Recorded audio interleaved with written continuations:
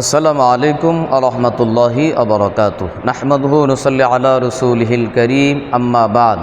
প্রিয় দিনদার ভাই বোনেরা, এক ভাই প্রশ্ন করেছেন, হযরত আমার শ্বশুরবাড়ি থেকে আমাকে স্বর্ণের একটি আংটি গিফট করেছে এবং আমার ছেলেকে একটি স্বর্ণের চেইন গিফট করেছে।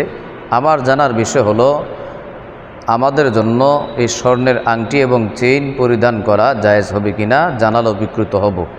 প্রিয় ভাই, আপনার এই প্রশ্নের উত্তর হলো স্বর্ণ পরিধান করা পুরুষের জন্য সম্পূর্ণ হারাম।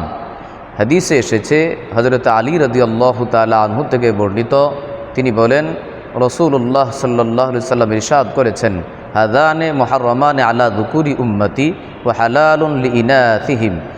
আল্লাহর নবী ডান হাতে রেশমি কাপড়ের একটি টুকরো নিলেন, বাম হাতে স্বর্ণের একটি টুকরো নিয়ে বললেন, এই দুইটা বস্তু আমার উম্মতের পুরুষের উপর হারাম, নারীদের জন্য হালাল।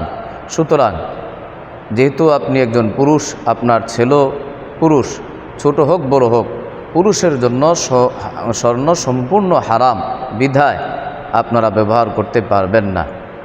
অবশ্য অনেক জায়গা দেখা যায় বাচ্চাদেরকে স্বর্ণের চেইন বা আংটি পরিধান করানো হয়। এই ক্ষেত্রে মা বাবা অর্থাৎ পরিধানকারী যিনি পরিধান করালেন তিনি গুনাহগার হবেন। সূত্র সুনানে আবু দাউদ 4057 হাদিস, সুনানে ইবনে মাজাহ 3595 হাদিস, ফাতোয়া সিরাজিয়া 75 পৃষ্ঠা। আল্লাহ তাআলা আমাদেরকে বুঝার আমল করার তৌফিক দান করেন।